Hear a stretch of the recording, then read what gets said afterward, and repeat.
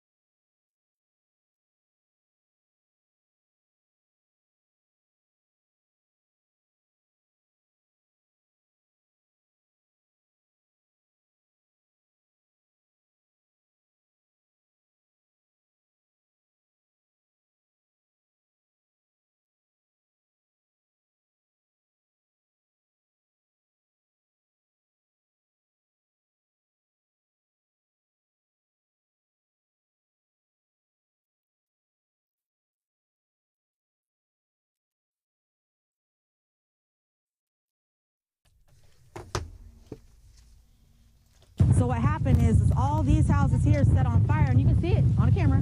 And all of a sudden, a gust like this happened, and it took everything on this side of the street. Our house was there and gone in 15 minutes. People have lost everything. You know, nothing to come back to. Cars, houses, sheds, animals. There's nothing here. So if you were to go about 10 miles west of Columbia, across the Missouri River, you'd land in a little enclave called Wooldridge, Missouri, population about 250. And so this is Saturday afternoon, Mizzou game against Vanderbilt. That's unfolding. And late in the day, all of a sudden, everybody here on Wake Up Mid-Missouri, our texts start going off, and it's Hannah saying, hey, my fiance, Branden, who God bless him is a volunteer firefighter in the California area, says, hey, there's a big fire, and it ain't in California. It's so big, like they're calling everybody. They're calling everybody out. This fire burned more than 3,000 acres. Some 23 structures destroyed. This began Saturday afternoon. Cooper County. And you see some of the, and this is a small, we say town. It's got a sign there, post office. There's not much to it. But my goodness, I don't know if you've been able to see some of the video. We've got some stuff. Stephen McBee has sent us some stuff that we have posted on our social medias. He's actually got some aerial footage of what went down, and it's pretty, kind of gives you a better idea of what happened. And this is right here in our own little backyard in Houseworth. The details that we're getting this morning on what potentially started. What's the latest that we know right now? Well, John Marsh is reporting that apparently caused by a combine that started things. We're talking about him like he's not here. Sorry. Yeah, exactly. But that is, and it's all still under investigation. But the bottom line is, it appeared it's possible there was even more than one. It happened very, very quickly. Different reports. The Cooper County Fire District is going with 3,000 to 3,500, as John has reported. Some indications are 4,000. The Big Muddy, which is a very popular wildlife refuge, has been impacted as well. But it was a very scary thing. They actually had to close I-70. I talked to, and John and I both communicated with State Representative Tim Taylor over the weekend, who's spent 22 years as a firefighter here in Columbia. He said they shut down I-70 between the 87 exit and the Wooldridge exit, which is just the visibility was zero. You couldn't see. So that was all part of that. And the one thing I also should point out, because people are devastated, some have lost their homes. It's terrible. I did talk yesterday to Senate Majority Leader Caleb Brown. People forget that is his senatorial district, and he is standing right now ready to help them in any way. I've also been in touch with the governor's office to check to see if the governor, if there's anything new from their angle. And there's not at this time. It's still very preliminary, but this is just a horrible situation. Thankfully, no one was killed, but I've never seen a statewide fire response. I don't know if John has. I've not seen it in my time covering news. I've not.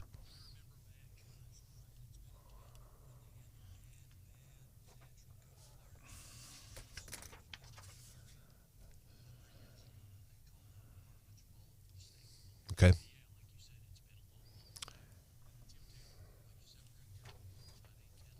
That's great.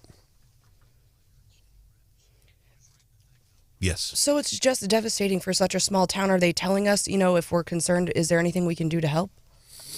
The American Red Cross is helping right now, but I don't have a whole lot of. I've been in touch mainly with the fire departments. That's a village. Stephanie, you bring up a great point, and maybe when we talk to Tim Taylor, we can get a better answer to that. Because when I was talking to Senator Rowden and the fire departments, it was more about the damage and stuff. But I know a lot of those are a lot of older people that live in that area, and I'm assuming some do or don't have insurance. But that's a great point. Hope because that is Tim Taylor's district as well. But I'm sure maybe some of the churches, but we'll try to get some of that information from the representative when he's on. I know the Red Cross been doing stuff. You can always log on to redcross.org. You can also call their number. It's 800-RED-CROSS, 800-RED-CROSS. Let them know specifically you're wanting to help folks here at the victims of this Wooldridge fire. You can also text the word Red Cross to the number 90999 to make a $10 donation. That's an easy way of doing it. Tim Kennedy, a firefighter with the Cole County Fire Protection District, telling the Missourian, he says, this is the biggest mutual aid effort I've seen and been involved in. Mutual aid means they bring in, hey, if you're available, can you come in and help us, please? They had firefighters from Jefferson County, that's south of St. Louis. I mean, they were coming from far and wide using water. They were having to go and get water from swimming pools. Again, it's a town of, I think, roughly 250 people. Not a whole lot of services there. They were having to get water from swimming pools, using bulldozers and water tankers. And MFA, which is in Boonville, Brandon. MFA has that facility in Boonville, and Pilot Grove, the co-op. They provided water tankers. The Missouri Department of Conservation also helped. And there also were Union Pacific. There were fires on and this is something else we need to find out from Representative Taylor. It sounds to me from the press conference that some of the right-of-way for the railroad actually caught on fire. If it didn't, it came very close. So I think there may be some damage to the railroad tracks, and we'll get that information on him. But no, I've never seen anything like that. And of course, I was down on the Mizzou and other broadcasts, so I was kind of seeing this from afar. Of course, I worked on it all day yesterday, but just horrible. And I wasn't aware. I just have never seen a fire of that magnitude. To the point where the interstate itself was shut down, and it was just chaos. Thankfully, no one got killed because the visibility was zero. Well, and I am just shocked and so thankful that nobody did get killed.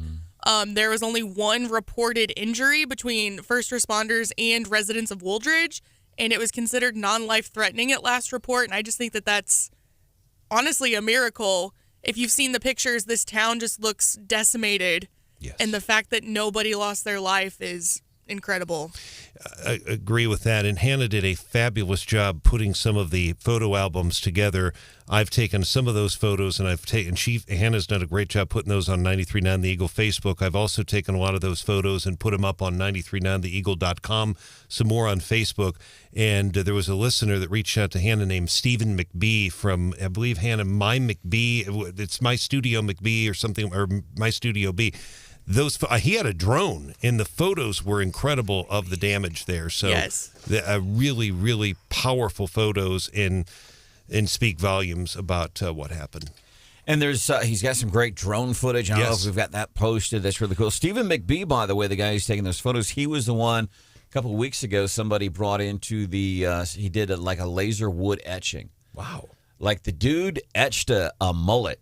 That's awesome. Laser. He's got pictures of some members here, Wake Up Mid-Missouri, pictures of me and Steph, and this is wood etching. That's awesome. But it's Stephen McBee, same guy. That's tremendous. I mean, I don't have the video up. I honestly don't know how to get that up on the website. But I got somebody else. Brian. Don't feel bad, buddy. Somebody else will have to figure that. I actually played with it a little bit yesterday, and the video, by the way, is incredible. But the photos they're powerful.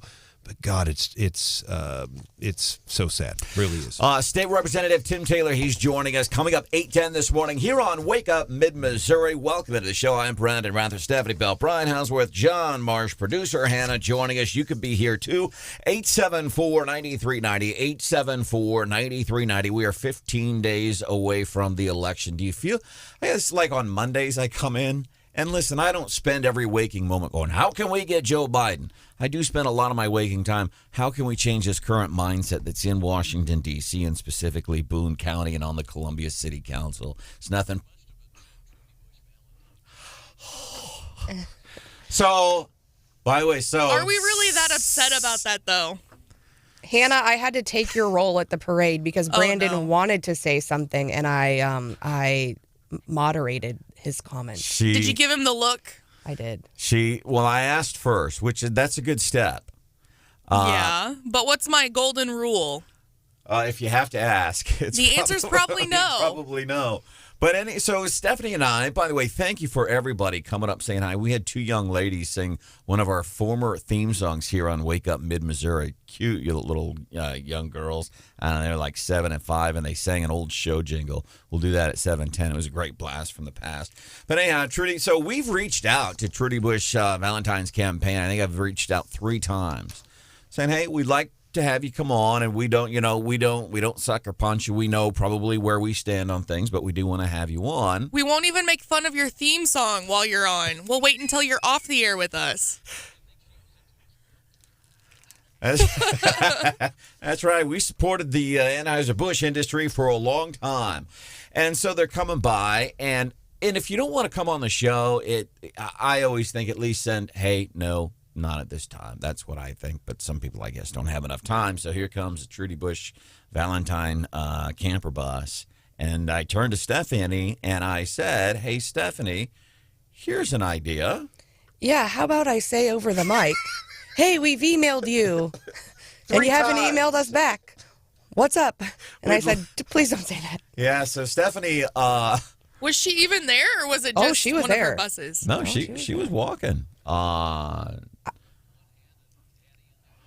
No, she had, those baseball helmets you can get with the beer in each side, has the big straw? She did not.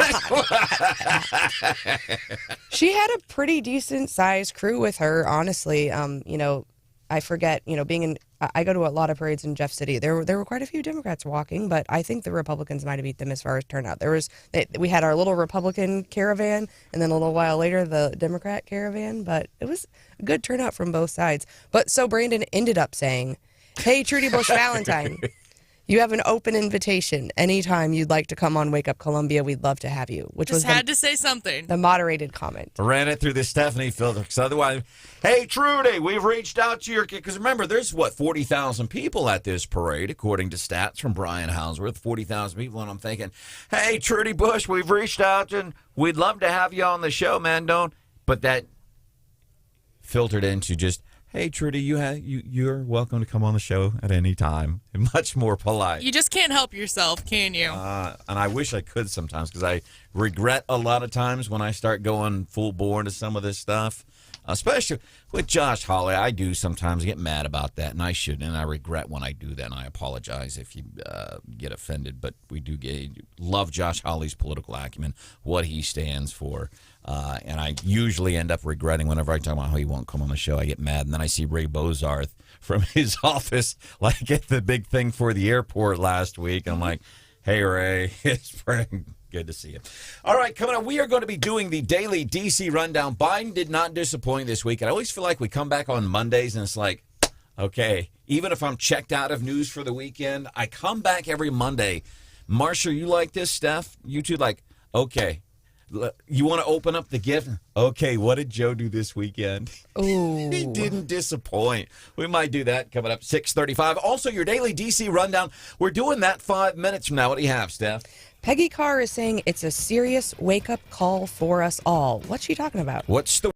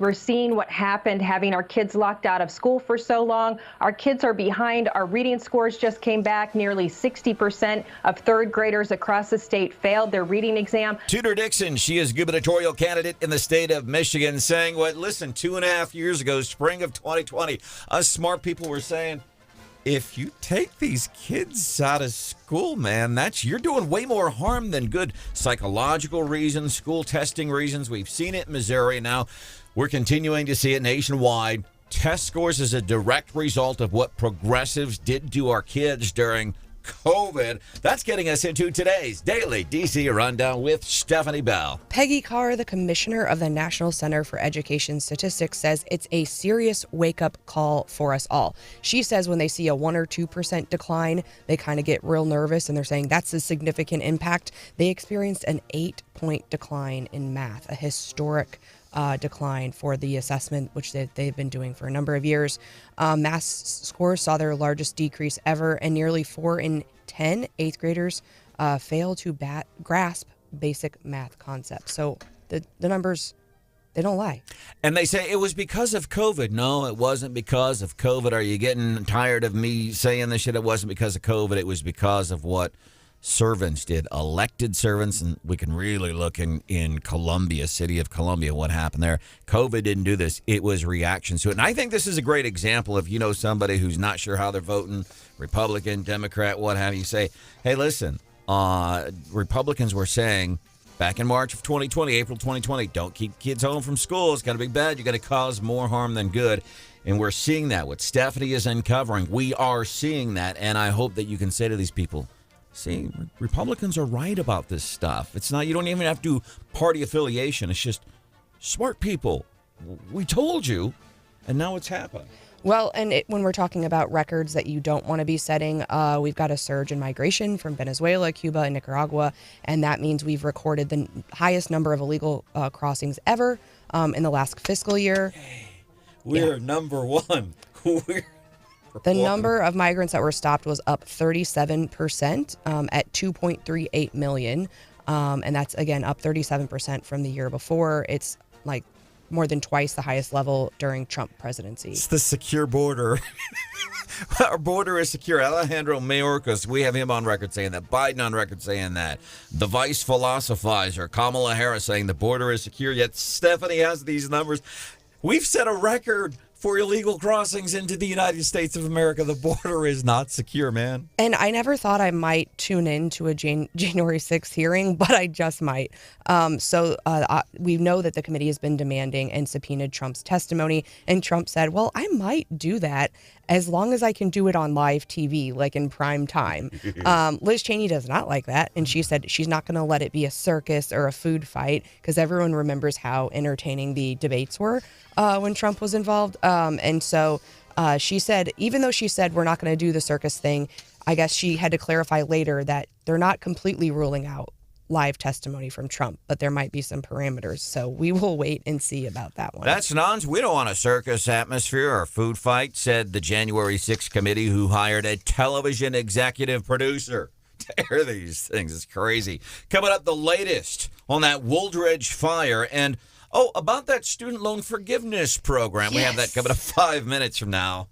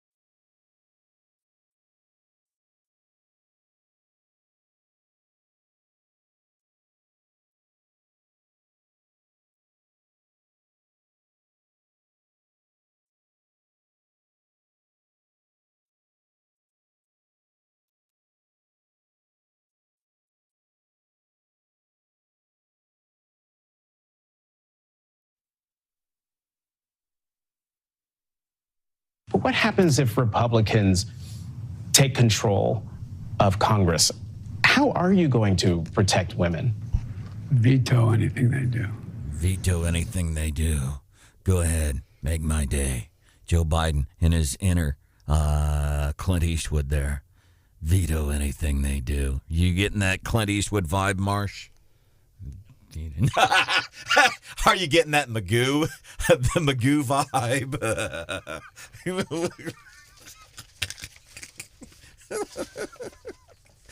Joe Biden softball interview, MSNBC over the weekend, and he delivered.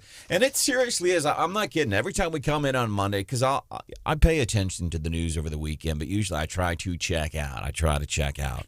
You usually succeed, right? I've been on a winning streak recently. That's good, though. I'm not dogging you for that at all. No, I need to, because I get into, and I think we all, we need to do that. You know who I'm really worried about taking care of themselves? Yeah, this one over here.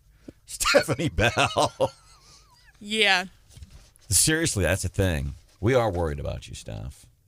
Okay. I mean, it's not an... Okay, She just whatever. said, okay. She says, while she's looking through legal documents on her smartphone right now, and being a part of Wake Up Mid-Missouri here on 93.9 The Eagle and 104.5 News Radio 950 KWOS. Mr. Marsh is here. What was the highlight of your weekend?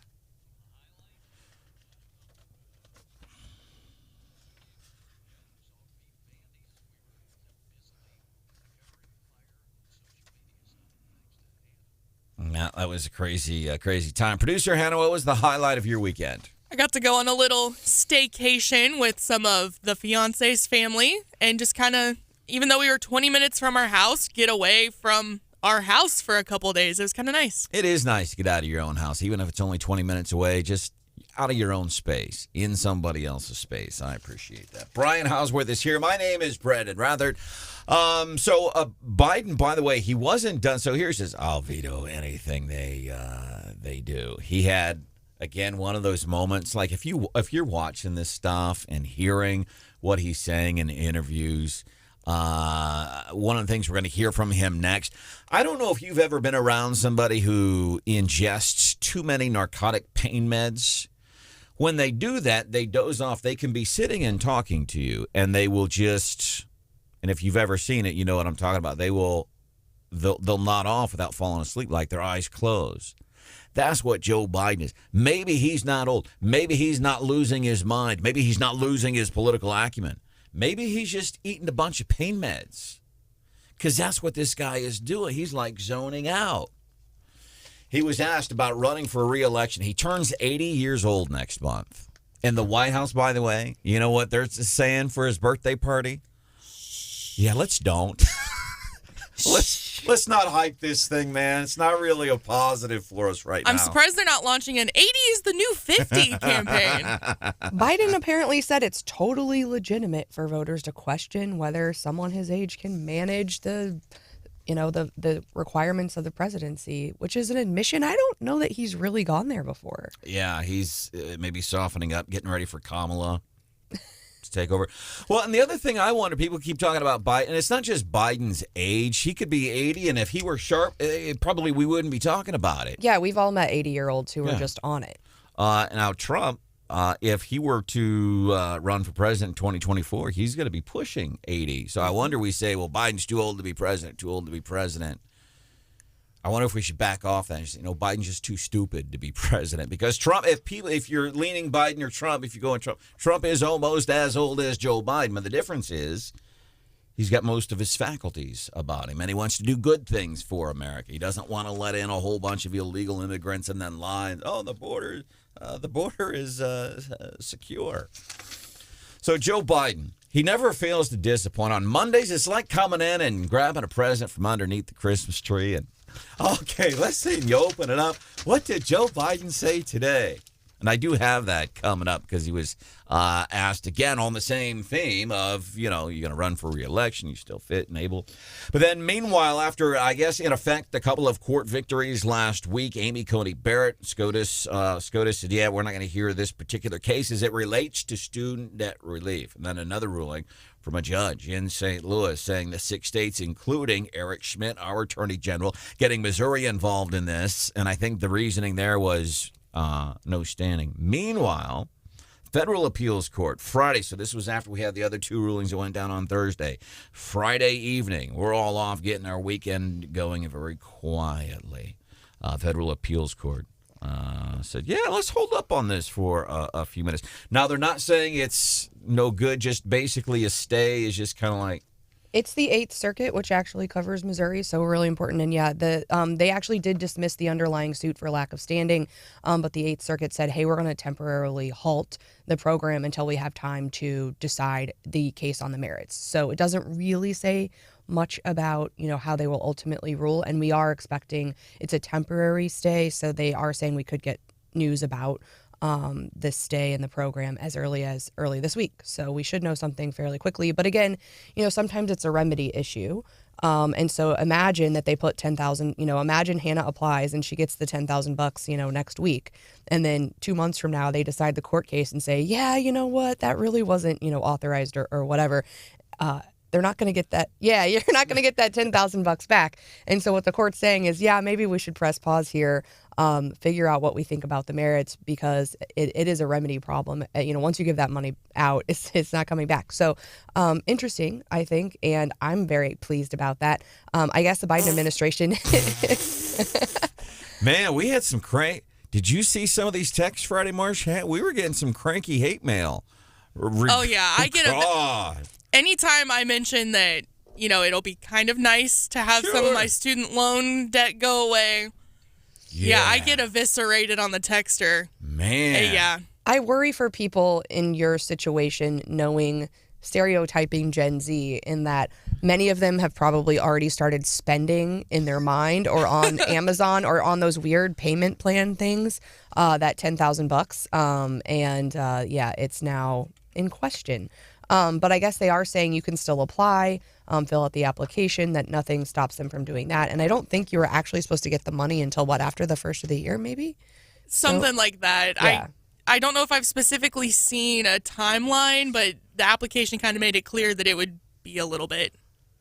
Right. The administration encouraging borrowers to get this filled out by November 15th in hopes of it being processed before a pause on student loan payments ends at the very end of the year. So they want you to have happy holidays. It'll be after November the 8th, 15 days from now. 15 days. Do you know, okay, yeah. I am going to be so sad if this doesn't end up happening. Because you already spent it? Not necessarily, but, my fiance and I want to buy a home in the next 2-ish years, and eliminating my student loan debt would be a huge help in that endeavor. And we are kind of looking forward to that. Quick side note. There is still fire visible from I-70. This from Matt. He says, and there are some crews there, I'm assuming, from the Wooldridge fire that we've been talking about. Brian Houseworth, John Marsh, going to have more on this coming up at 7 o'clock. Details. Yeah, some of those hot spots, you get out in those dry grasses and that stuff it'll burn like an ember, and then it can reignite. So be careful in that area. And coming up 7:10, details on how you can help. You want to do something to help victims. I don't know if you've ever been in a home fire. My dad, should get my dad to tell a story next time he's here, if he ever does come back here. Whoa. What? Yeah, did he not leave on great terms last time?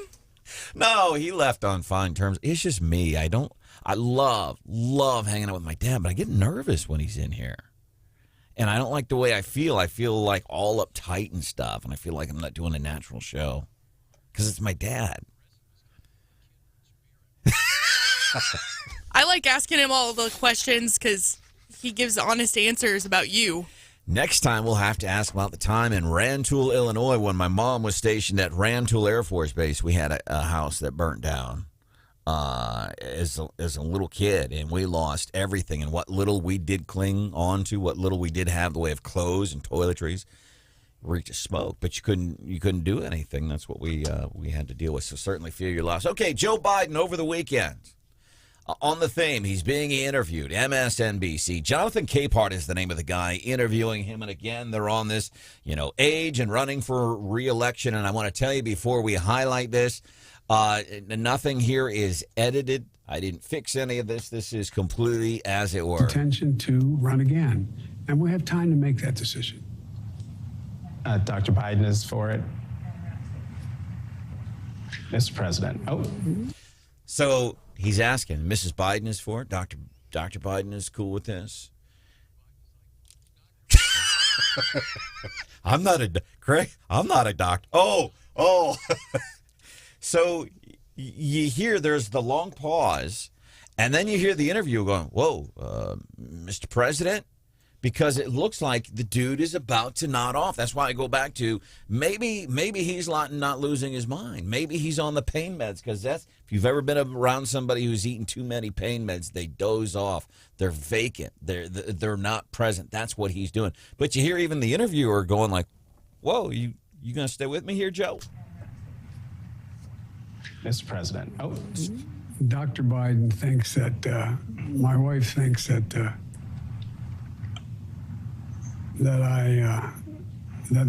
we're doing something very important, and that I shouldn't walk away from it. I think I'm still amazed that they're letting this guy go on TV, that they put him out there. Yeah, go give an interview and be open and honest, and more often than not, this stuff is coming back to hurt him. Coming up just a few minutes from now, here on Wake Up Mid-Missouri, Pelosi, by the way, asked by the same guy, Nancy Pelosi, was being interviewed over the weekend. Same guy who actually happened to interview Joe Biden. Pelosi asking the story that Stephanie Bell brought us in the Daily DC Rundown. Nancy Pelosi, Donald Trump being invited to testify before the J6 committee. Donald Trump.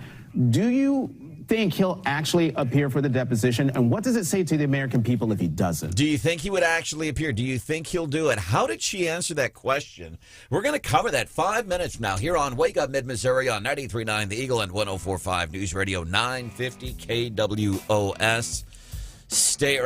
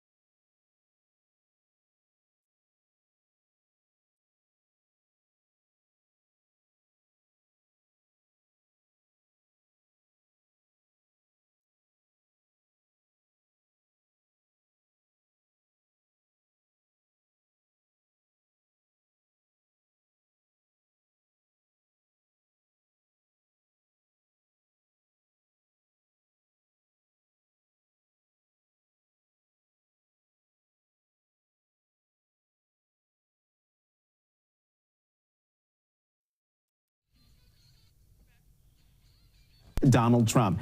Do you think he'll actually appear for the deposition? And what does it say to the American people if he doesn't? This is Nancy Pelosi being asked by this guy on MSNBC. Say, hey, listen, do you think Trump will come on TV, testify before the January 6th committee?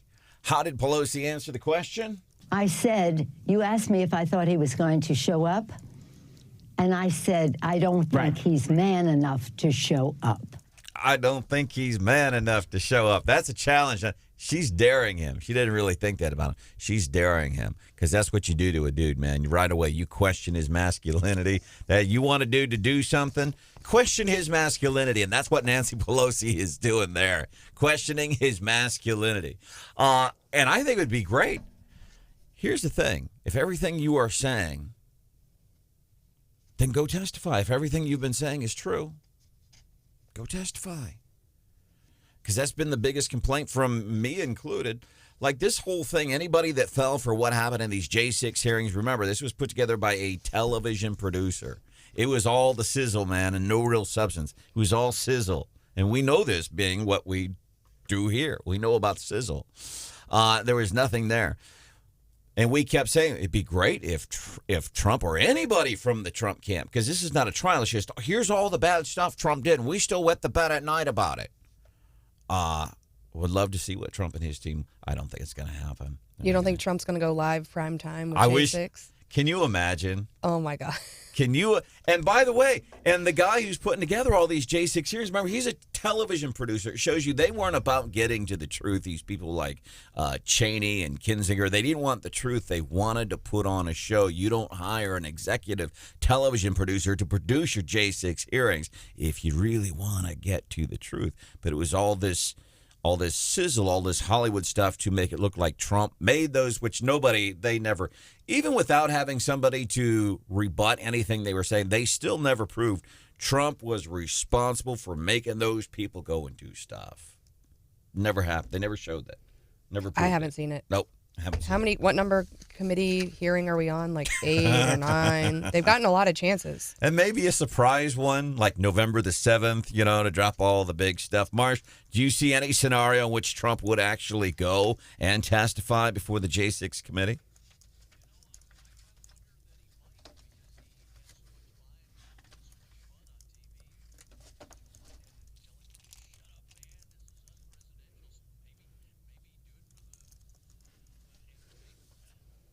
Yeah, maybe, he's looking for a venue. I know he did a rally this weekend. I want to say it was Texas. I very unlikely wrong. But maybe he wants, because, if you are any kind of artist, whether it's performing or you paint or whatever, if you don't have a venue to ply your trade, you get to jonesing. John, you've done this for 30 years. What if one day we said, hey, we don't have a radio station for you anymore to ply your trade? You'd be jonesing. Yeah. What would you do all day? Trump, maybe he's missing it. But then I would say too, listen, if everything you've been saying is true, then go on the TV and say that before the committee. Prove what you're saying is true. I doubt that would happen, but I think it would be a neat opportunity to do that. Coming up a little bit later, so we're going to get you updated. This fire in Wooldridge man, this was just incredible. They had firefighters from all across the state, I think 30 different departments on this fire that started going down right in the midst, kind of really of the homecoming game Saturday between Mizzou and Vanderbilt. Ways that you can help coming up at 7:10. Then the latest from John and Brian, too. Also coming up at 8:10, State Representative Tim Taylor. He is going to be joining us. He happens to be reps that area, but also happen to be a longtime firefighter. Did you guys see this? Over several days ago, Howell County, Missouri, which is in a different part of the state. I think it's northwest. I might be wrong. But anyway, Howell County, Friday morning, early Friday morning, about 8 o'clock, a lot of folks going to work, cruising down a highway. He got clocked. He was in a 65-mile-an-hour zone. Got clocked by Missouri State Highway Patrol. Where's Howell County? South, West Plains. I couldn't have been any further away. Yeah. I think it's in northwest Missouri. Southwest Missouri. Dude.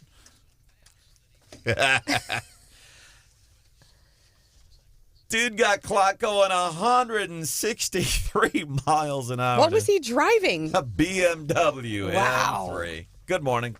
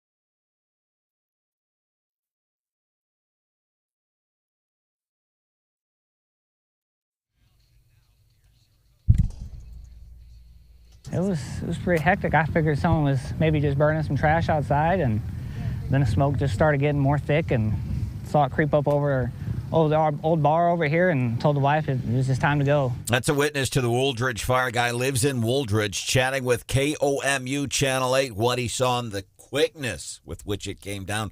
Another witness on the scene. In the Wooldridge fire, you at about 30 minutes northwest of Jefferson City, tiny little town on the west side of the Missouri River. 250 people. I think there's a post office there, but otherwise, it's a typical mid-Missouri town with 250 people. Close-knit community, and a lot of folks just standing by watching with the quickness. 11 different structures coming down during that fire over the weekend, and all of this unfolding right in the midst of the homecoming game. John Marsh and I were hanging out, and actually Stephanie Bell was hanging out in our Tiger tailgate too as the game was getting going. We start getting some text messages from producer Hannah saying, hey, there's a fire, there's a situation, and apparently its scope and size is pretty massive. Firefighters from all across the state, 30 different agents, and not just like local agents, like Jefferson County, Missouri was responding. And the smoke was significant enough you could see it from Columbia, and it actually closed I-70 for a while. The pictures were just horrific. If you want to help, Red Cross, they're doing some stuff. You can call Red Cross, 800-733-2767, or redcross.org, www.redcross.org. There's also a text option if you want it.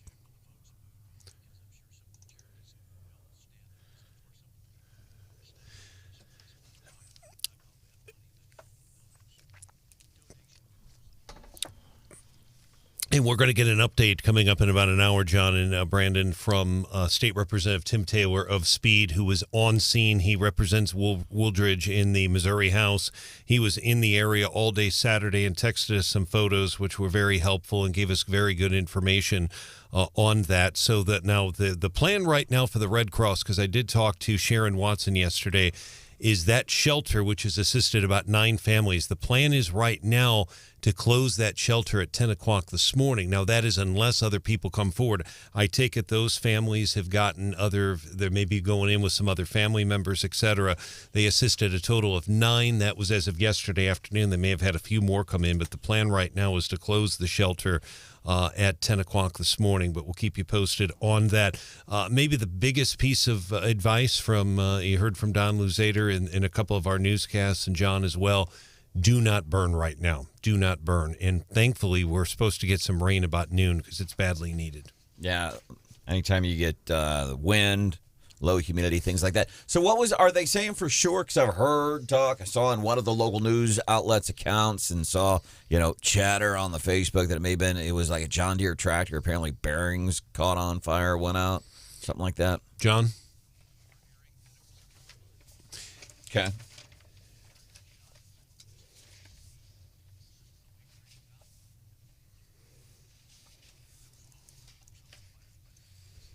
So thank goodness it seems like everybody was going to be okay. Some structures are lost. We're going to keep you posted with what's happening there this morning. And all this coming about as Mizzou is winning their homecoming game on Saturday. And I wanted to mention this really quick. Stephanie and I had the opportunity. And we want to thank you for coming up and saying hello during the parade. We met a lot of cool people Saturday morning while we were emceeing the homecoming parade. It was awesome. We got to wish some folks a happy birthday and a happy anniversary. We met husbands and wives. Friends from Kansas City came over and said, hey, I've been away from Columbia for 10 years, but I still tune in every morning. Really wonderful to hear people's stories. So we met this, and I'm bringing this up because this is a question we get fairly often, and then I'll move forward. We won't devote a whole lot of time to it. But, we'll Wake Up Mid-Missouri has evolved over the past 7 years. We've been through some things and do things. And we still get this question. What happened to the old jingle? And we had these two. How old were these girls? Rory and Colin, I think. Yeah, I think they were they fourth and first grade? They were similar to my kids' ages, or maybe kindergarten. Like 5, 7 years old, something like that. And they come up and they wanted to know what happened to the jingle. They said you guys don't use the jingle anymore. And this jingle, best we tell, this was a love or hate relationship with this jingle. This is the most divisive thing we've ever done on the show. John, we can sit here and talk politics, whether Trump will run again in 2024 or not, and you'll get folks that are very, they have very strong feelings on both sides of that issue. The only thing that might be more, might spark more controversy than that is this old song. Wake up, Columbia, to Branden Rathert and the Eagle Club. And everybody thought for years that it was Trudy Bush Valentine. It's the anthem of the summer. So these two young girls, I don't know, maybe 5 and 7, come up with their mom and dad and said, hey, we really missed the song. And not like just miss, but like they'd lost a teddy bear or something. There was that sense of comfort. And they were able to sing a little bit of it for us. Wake up, Columbia. It's time to start your day. Wake up, Columbia. And that's all. That was cute. That's all. This is Wake Up Mid-Missouri. John Marsh, Brian Houseworth, producer Hannah, Stephanie Pell. I am Branden Rathert. Thank you for being here at the parade. Trudy Bush Valentine. And it was a one-way conversation because I was emceeing. So it was a one-way conversation. We talked about, yeah, thank you, staff. Yes. And Hannah even says, she says, before y'all go and do this parade, let's not create any more memories this year. Yeah, we had a big, long conversation on the show Friday about how you needed to be on your best behavior because you had a speckled past with Mizzou homecoming. And then you almost pulled a stunt again. What the heck? Well, I'm glad Stephanie. Me too. Two of us, but Trudy Bush Valentine's coming out and she's walking. She got her camper and stuff, and I'm like, hey, because we've reached out to her like 3 times, at least twice, I think 3 times. And so I said, Steph, since we've got her here while she's walking down Broadway in front of 40,000 people, maybe I should say, hey, we've reached out to you. We can't get in touch with you. Stephanie said that would not be a good idea, and I'm glad I followed her advice. You're going to have to start wearing a shock collar in public. Oh. Hey, Stephanie, how about it? Oh, okay, never mind. We filtered the comment, and I think what resulted was, hey, Trudy Bush Valentine, open invitation. Anytime you want to come on Wake Up Columbia. Or oops, Wake Up Mid-Missouri. I just heard the jingle. Pizza. So we talked about this last Friday on Wake Up Mid-Missouri. Man, some of the audio. Billy Bush interviewed about his sister, Trudy Bush Valentine. She is the Democrat candidate for the U.S. Senate seat, very likely that will be won by, in my opinion, our Attorney General, Eric Schmidt. Billy Bush being interviewed. Trudy Bush Valentine's his sister. What does he think about his sister? I'm very, very concerned with what's going on and with the administration that Biden is running. And I really want to see Eric Schmidt win the Senate race here in Missouri. If the Senate is won here in Missouri by a Democrat like my sister, her votes are going to go for the Biden administration. He's exactly right. That's why even you might like these people. We just can't have, there's enough there in D.C. Mm-hmm.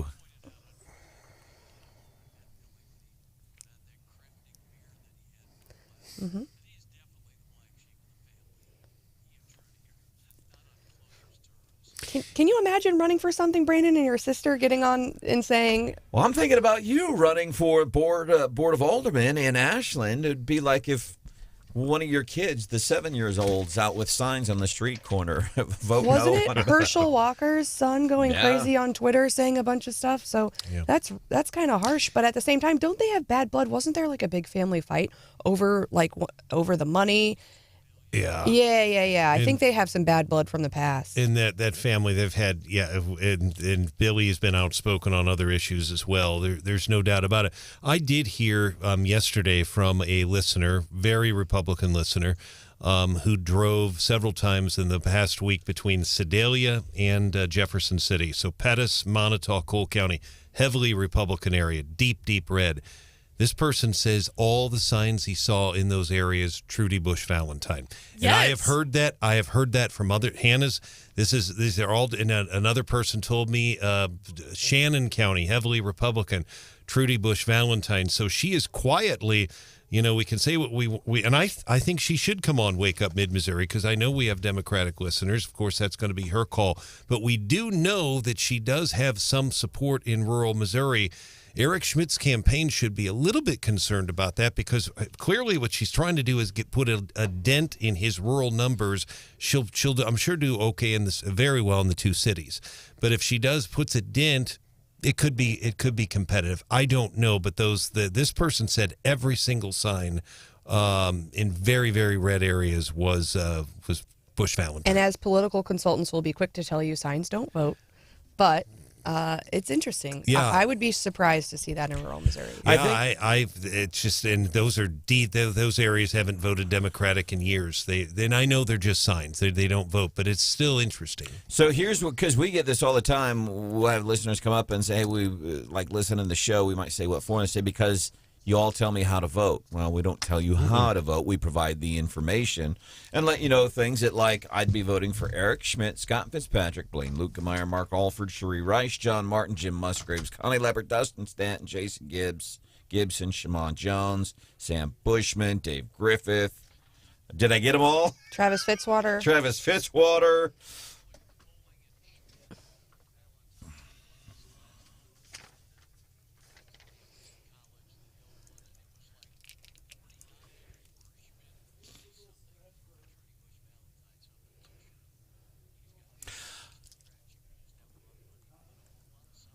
And one of the things I've noticed this year, and I don't know if it's different than any other years, I guess maybe it's just grabbing my attention more so this election cycle, but fewer and fewer candidates, it seems like, putting their party affiliation on signs. Maybe it's just casual observation, and I don't know, and I haven't seen Trudy. I've seen her signs, but I haven't paid attention to whether they have the letter D on them. But I'm wondering if because people, and maybe Trudy Bush's thing is I just put a bunch of signs out there, and if people are only paying casual attention to politics, they see Trudy Bush Valentine, oh yeah, I recognize that name, I want to vote for that. And it seems, I don't have facts to back this up, but it seems like fewer and fewer candidates are putting R's and D's party affiliation on their signs. Are you sure it's not just age? Are you sure you just can't see It could be. the R and the D on the sign? Maybe it's on there. By the way, the Republican Party of Missouri, they've kind of issued their guidance on Amendment 3. What did they say? I think maybe we'll do that coming up 7:35. Meanwhile, we are getting ready for What's Hot with Hannah. What do you have for us today, Hannah? It's a general rule of thumb. I don't like to cover things in What's Hot with Hannah that involve someone dying. However, but today's story is really entertaining, and I gotta tell it. All right, entertainment. Woohoo! Yay!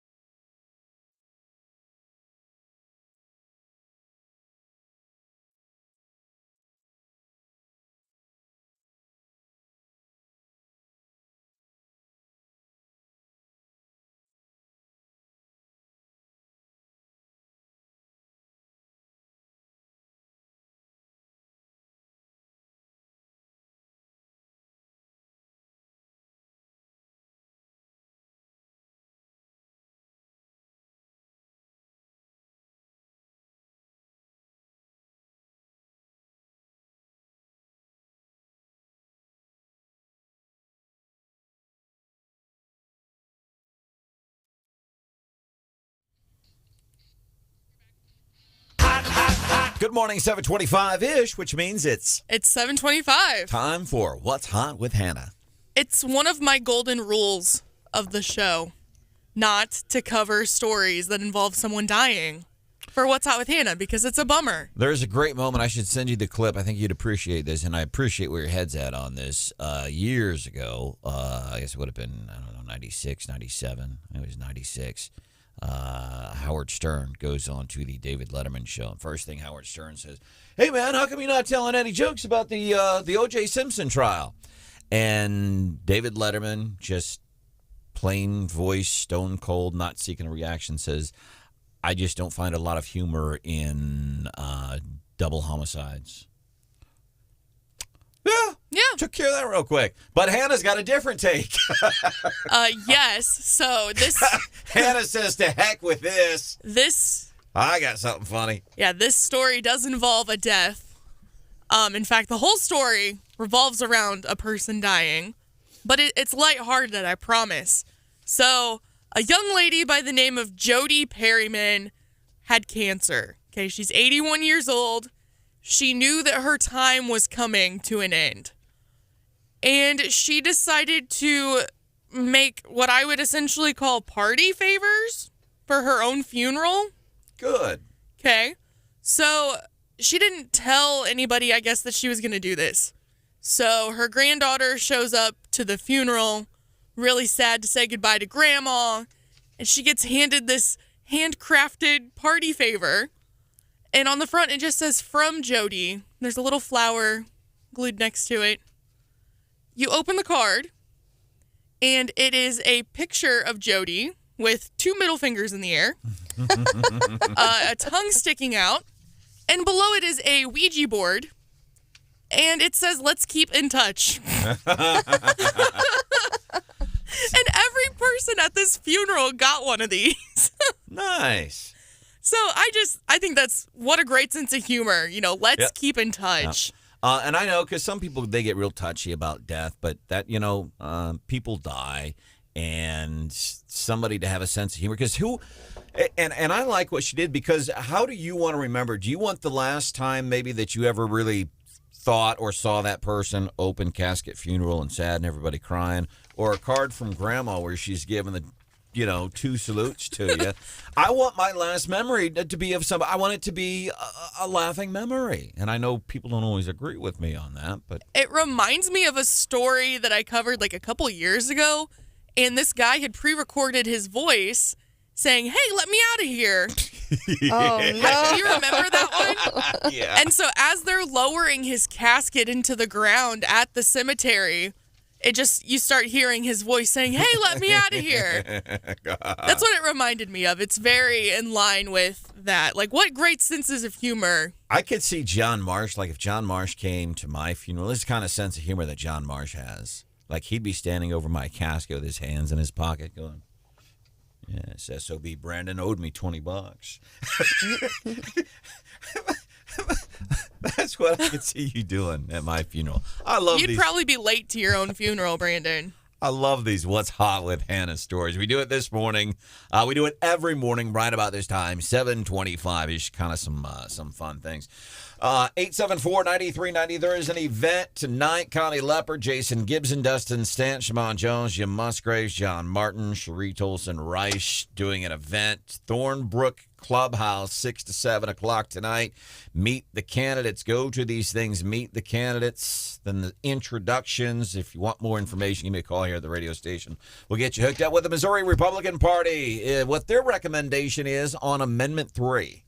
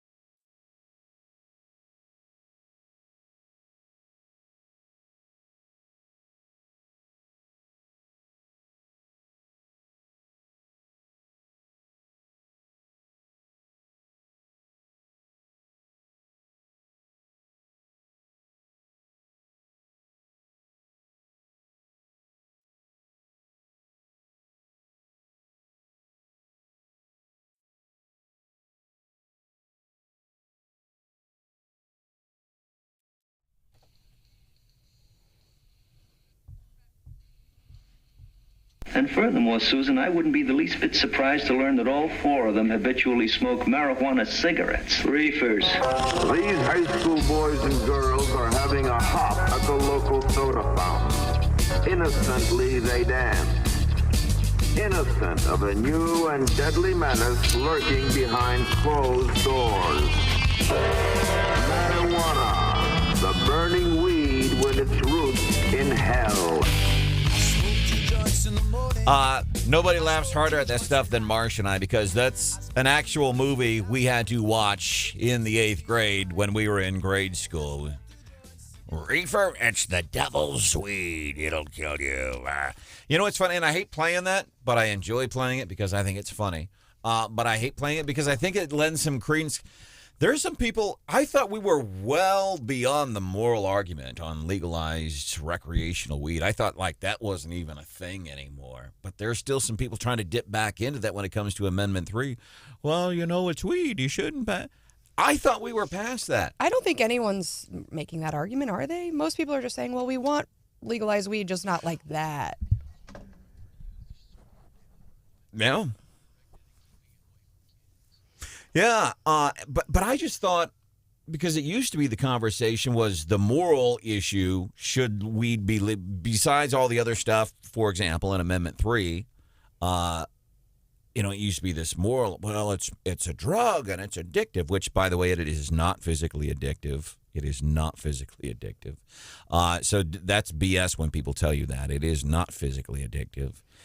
Anyhow, and I don't use the stuff, and I don't really care, but it seems like there's a lot of folks. Matter of fact, I was speaking with Congresswoman Hartzler Wednesday at the airport, the big grand opening for the airport, and she's doing an event.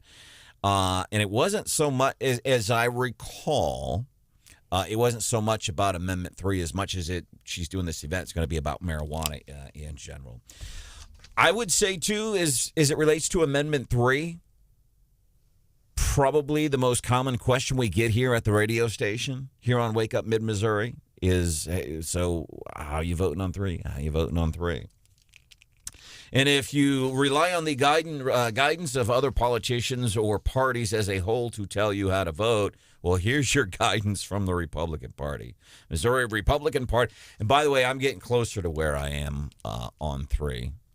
Because I'm just like, make it leave, whatever. Is there enough other stuff there? I don't know. Fascinating conversation a couple of weeks ago. Jennifer Bukowski, who was filling in on the Gary Nolan show, spoke with Dan Viets and Ethan Thampy, both proponents of recreational marijuana, but one of them is against this because of the other stuff in it. And so I had conversations with these guys, and here's the thing I asked them, Steph. I said, when Dan was in here with Jennifer Bukowski on the Gary Nolan show, I said, Dan, why should I vote this? No partisan BS, just why. And right away, he goes into the partisan BS. Come on, Dan, and I did the same thing to Epen, and right away, he's, well, that's a... So I couldn't get a straight answer from these guys. But the Missouri Republican Party's Executive Committee says the recommendations from the Executive Committee urges Missouri voters to vote against Amendment 3, citing that the amendment is opposed by law enforcement organizations, drug counselors, medical community. So there it seems more like they're getting into the moral and philosophical argument of marijuana that I thought most people were past. Well, most people were past it because they made that argument against medical, and it passed overwhelmingly. Yeah. So, I don't know, where it's going to turn out, but I would say that argument's been made in the past. Yeah. Traffic, let's see, mental health problems, traffic deaths. Legalizing, the Republican Party goes on to write, legalizing marijuana through the Constitution would make it nearly impossible for local governments to change any aspect of the law. And no industry has ever been given a constitutional right to sell their product in the state of Missouri. So that's your guidance. That's what the Republican Party is encouraging you to do or telling you to But do. you're coming closer to where you think you might be? No, I just said that actually now that as I think about it some more, because it should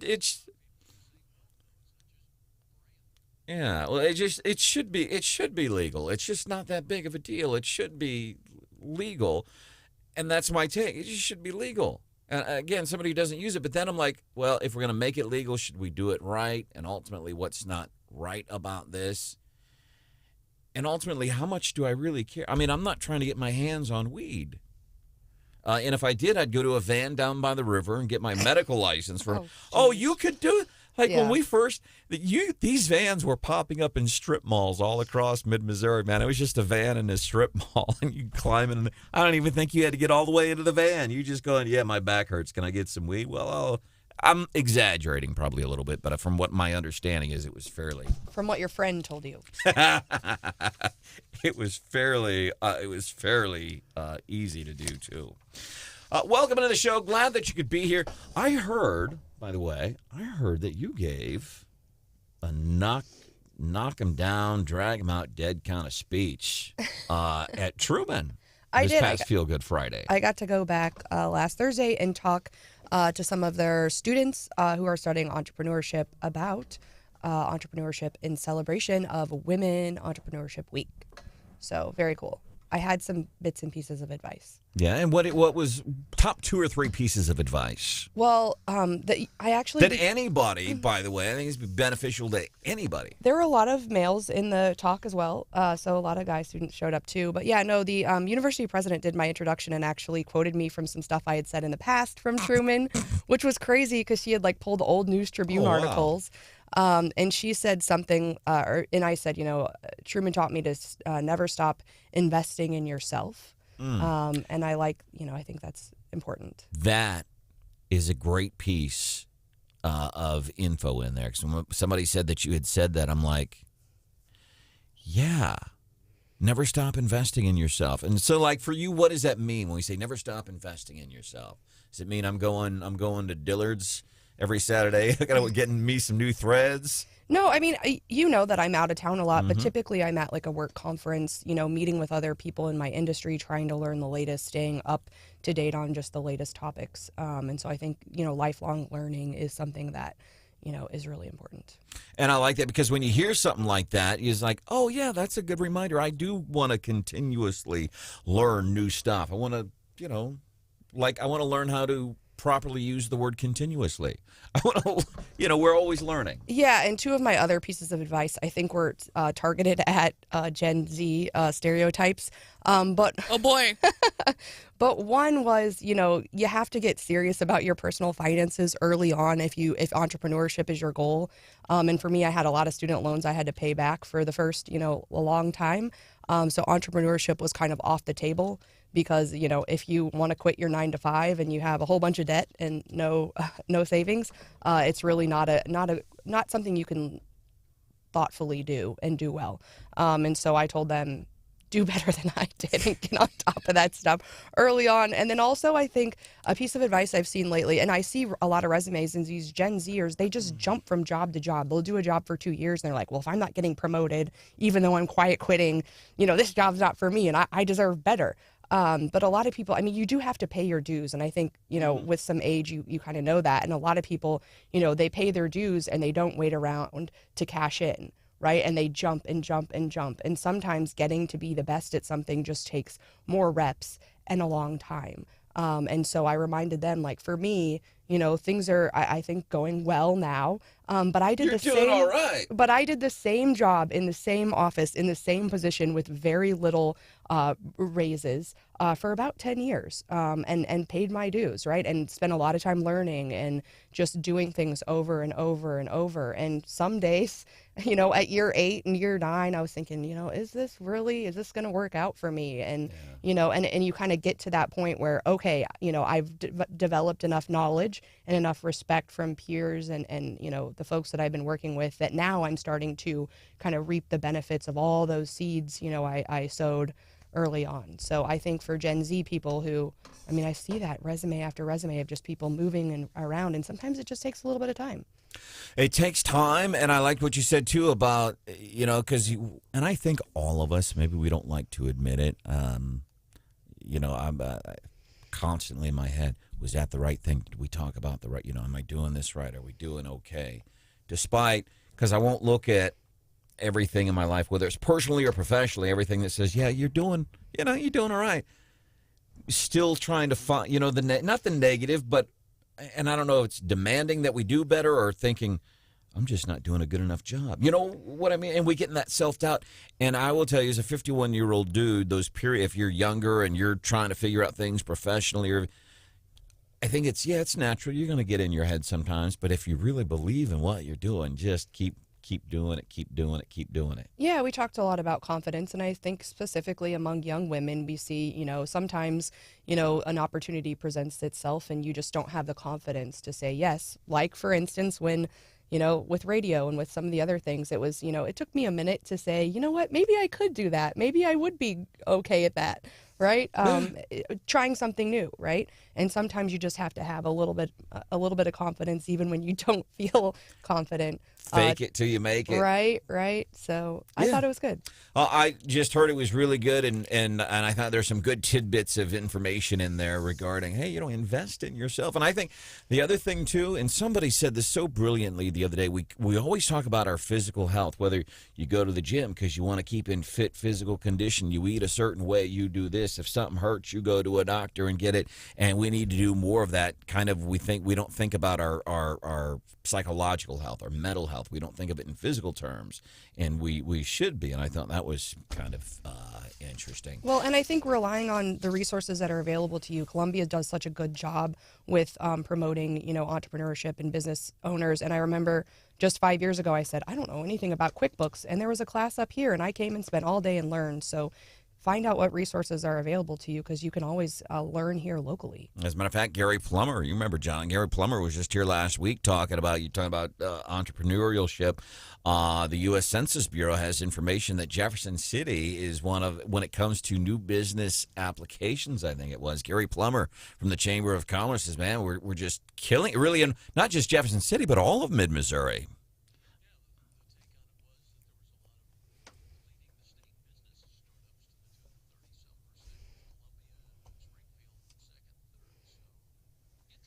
It's good news for us. Coming up 5 minutes from now, I think maybe we'll peek into the mailbag. Wake up mid.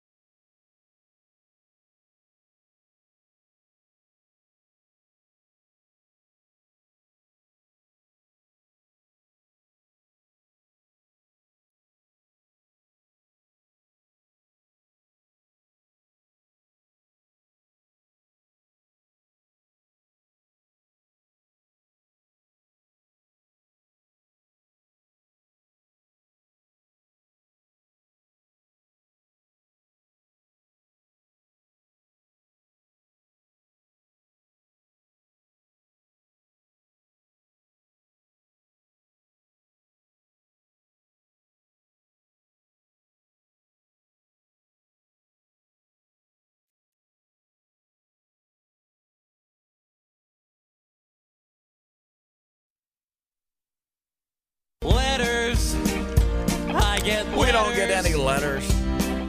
We get texts, Facebook messages. I'd even read mail from a cow. 874-9390. 874-9390. We're going to open up the Wake Up Mid-Missouri listener mailbag and see what's in there. We were talking about Amendment 3, the Missouri Republican Party Executive Committee passing a recommendation saying you should vote against Amendment 3, and they say it's because law enforcement organizations, drug counselors, so-and-so, they're against it. And I think so they're hearkening back to the just whether or not they believe that marijuana is okay. And I will say that, people say, well, that marijuana is addictive. And be clear there, marijuana is not physically addictive. A doctor will tell you that there's no physical withdrawal from marijuana. There's a psychological thing. There's a psychological component to it. So people think, well, it's not. It is addictive because I know people who need it, and that's some of the messages we're getting today in the mailbag. It's not physically addictive. It's not like, for example, a pain med or alcohol, where alcohol is physically addictive. Marijuana is not physically addictive. And by the way, this is not just stuff that I've read on the internet. I happen to have had a little bit of field research. I have some experience with this topic, which is why I can talk so comfortably and factually about it. And I also want to mention, too, it's like when we talk about the homelessness, the homelessness in the city of Columbia, they want to, throw all this money at homelessness and fix the homeless people. They're completely misguided. It just doesn't work that way. I always feel like I should mention, because I forget sometimes, homelessness amongst families. When you have a family unit that is homeless, that is a very, very different take. And yeah, marijuana for kids. I don't think kids should be doing marijuana. Anybody else see anything interesting in the mailbag this morning at 874-9390? 874-9390.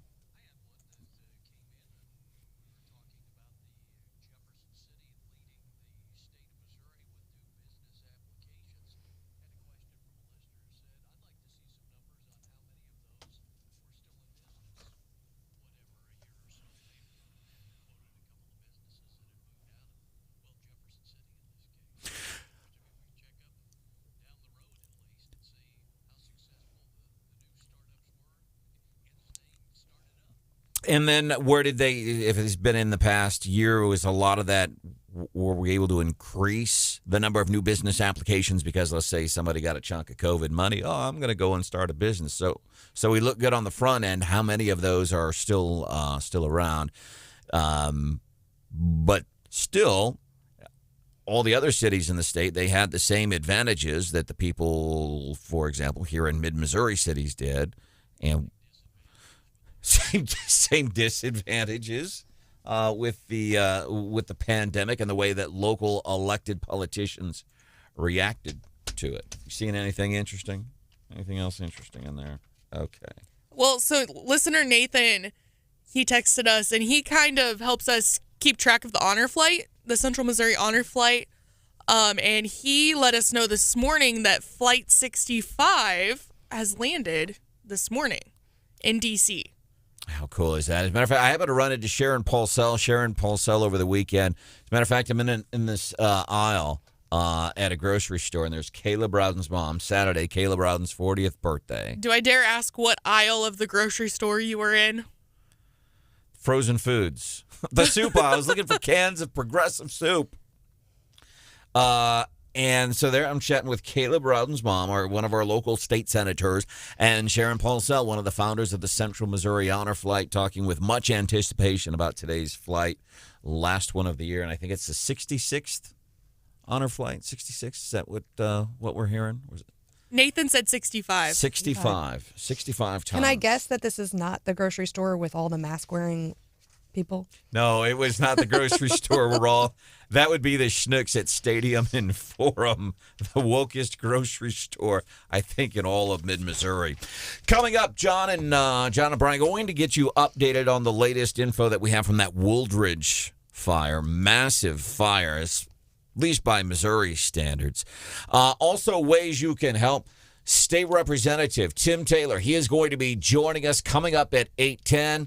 Ways that you can help the folks that suffered losses in that Wooldridge fire from over the weekend. That's coming up at 8:10 here on Wake Up Mid-Missouri.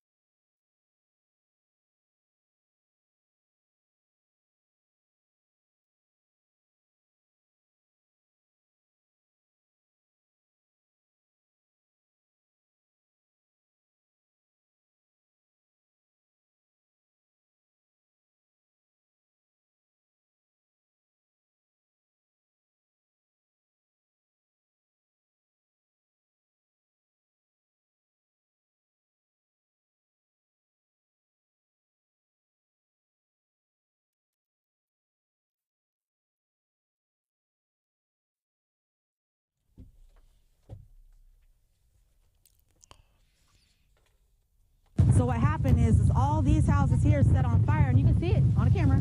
And all of a sudden, a gust like this happened, and it took everything on this side of the street. Our house was there and gone in 15 minutes. People have lost everything. You know, nothing to come back from.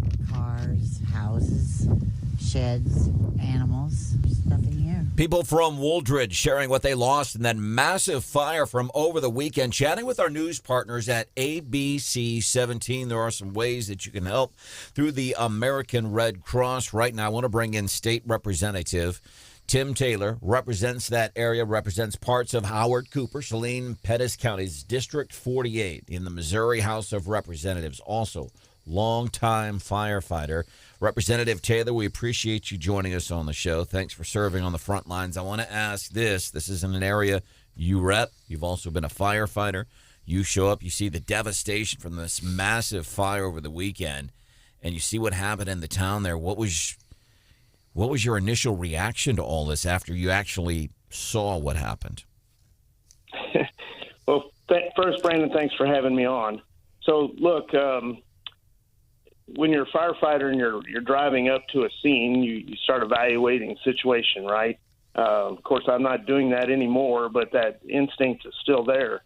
And I was 10 miles out seeing that column of smoke going across the eastern horizon, and I already started figuring out in my mind what was going on. So, and at 5 miles, it got even worse. And then when I got down there, it was just, look, I've had 30 years of firefighting experience, and it's not like anything I've ever seen.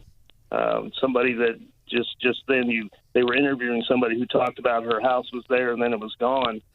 When I got down there were still houses standing, but the dryness and the wind volume and force and man, it's just hard to put into words.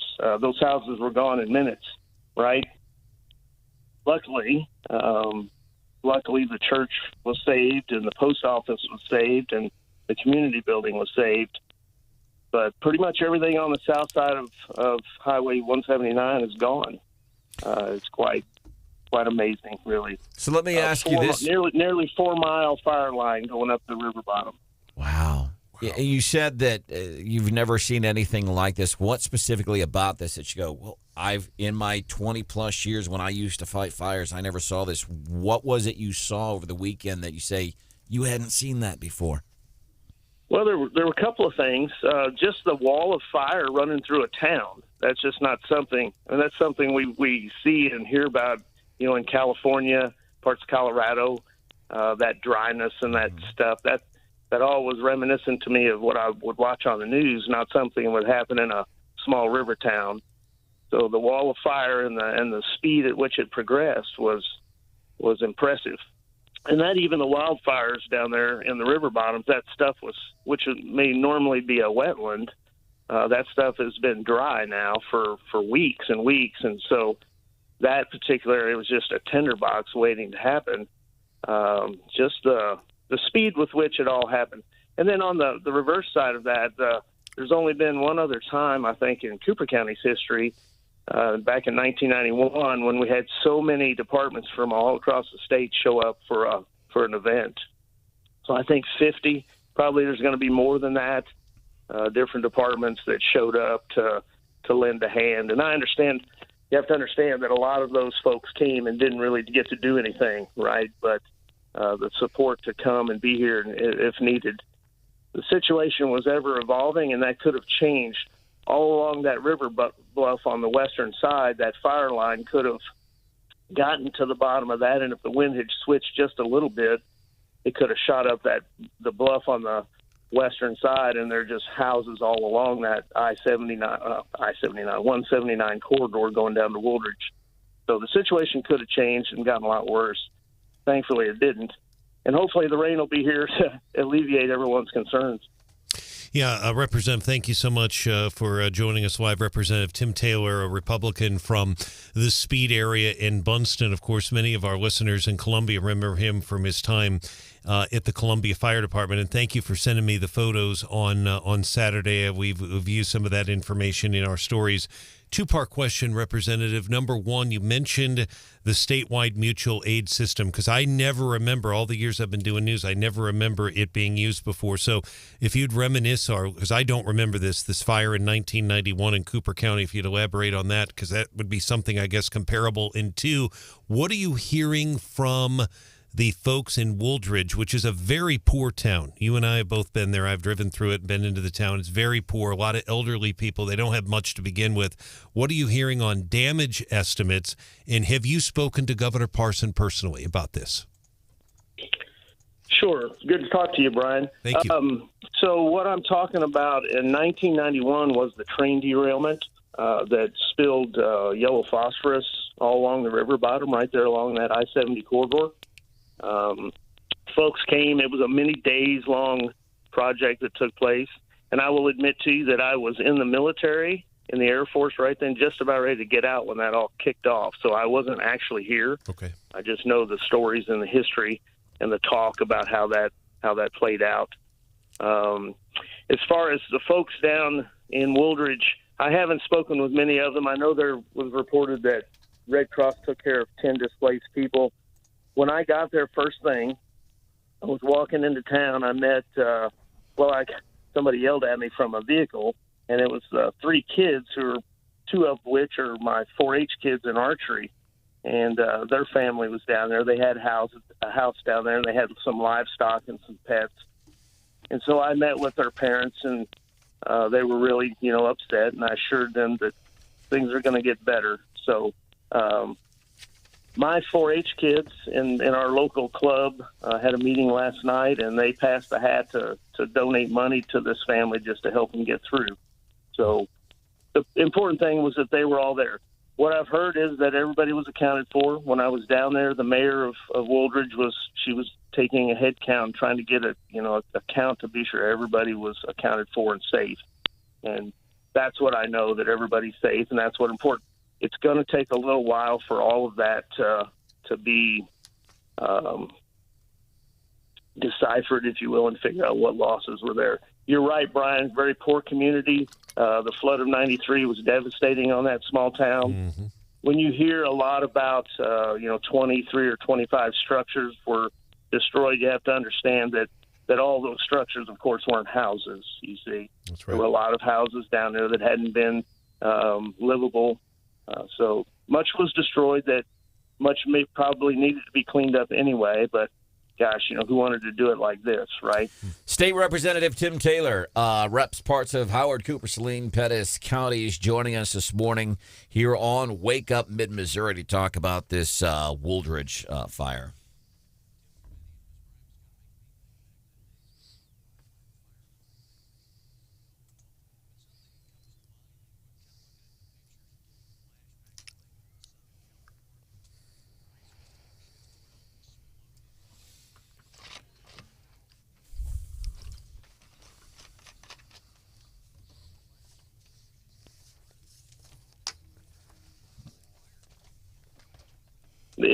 It is indeed. Yeah, as a matter of fact, there was just, I think MU sponsored a burn class here just recently. Not that that's definitely wildland firefighting, but it kind of ties into that they train people how to do controlled burns, which would help alleviate a lot of this wildland fires getting out of control, right, if we do it on a controlled process. So MU fire and rescue training, I've been participating in those classes since 1984. So they've been doing a good job for all these years. And, boy, they'll always be getting my support as a state legislator anytime I can lend it to them. Just very important entity in this state. And to have it here in mid-Missouri is a plus for us. We've benefited from it. We didn't have to spend a lot of money to send our folks, right? It's right here, right down the street. And I would go back. Let me go back to Brian's question. I didn't follow up on that last part. I have not spoken with the governor on this. My job down there was as a Cooper County citizen first. I just went down there to help the best I could, whether that be drag hose or my EMT license is still valid. So, if I could help take a blood pressure on somebody or anything like that. There are folks who are in line to get this stuff organized and to figure out what's going to need to happen. And They don't need a politician standing in the way. So I'm always here to be an avenue for information coming and going. So if the governor reaches out to me, I will tell him everything I know, but I won't bother him because there's already people who have that avenue to get to him. So. Is there anything that we can do to be of service? I know folks been asking help. The best we can tell them right now, I think, is the American Red Cross. So if you're aware of any venues, any ways that we can help where somebody might be more comfortable to donate to something directly local to help these folks with whatever they need. Are you aware of anything right now that you can pass along to us here this morning on Wake Up Mid-Missouri? I do, yeah. Again, the Red Cross is always good, but to your point, the Open Bible Praise Center on Highway 87, it's near the junction of I-70 and Highway 87, which for people coming from Columbia, that'd be the first exit of Boonville. They are accepting donations, and I can give you their address and their phone number if you'd like to have it. So. Yeah, go ahead and give me that number here. Give us Sure. So the phone number is 660-882-6996. And their address is 16991 Highway 87, Boonville, Missouri, 65233. All right, and that's Open Bible Praise Center. Is that the name of the facility? That is correct. All right, and the phone number, and it's I-70 and 87. The phone number 660. It's in the 660 area code 882-6996. So you might want to call them and say, hey, what can I know a lot of times it's toiletries, things like that are immediately needed after a fire. Mr. Taylor, anything else that you would like to add? No, yes, actually there is. If anybody can hear this that came as a volunteer or came with their department to lend a hand to Cooper County, I can't thank you enough. You guys were here for us, and I know all the departments over here are going to be ready to go anywhere in the state where we can help too. So just an amazing thing. So lots of local people doing lots of good things, and I'm proud to represent them. All right, State Representative Tim Taylor reps parts of Saline, Howard, Cooper, Pettis counties. If there is something that we can do for you or the community, so we're talking about this Wooldridge, about 10 miles west of Columbia, about 30 miles northwest. If you're taking off out of Jefferson City, sits on the west side of the Missouri River. If there's anything that we can do for our fellow Mid-Missourians, you let us know, okay? I'll certainly do that. Thanks for all you guys do. Thank you, sir. Thank you. Coming up 5 minutes from now, we're going to be doing the Morning Bell business news, little twist that only Stephanie Bell can give you. Last week we talked about a Maryland judge striking down a digital ads text, and I think you asked, what are they going to tax next? Well, this Hannah is not going to be very happy about. Ask and ye shall receive. I immediately regret even asking that question. Now, stay with us. That's coming up 5 minutes from now here on the show.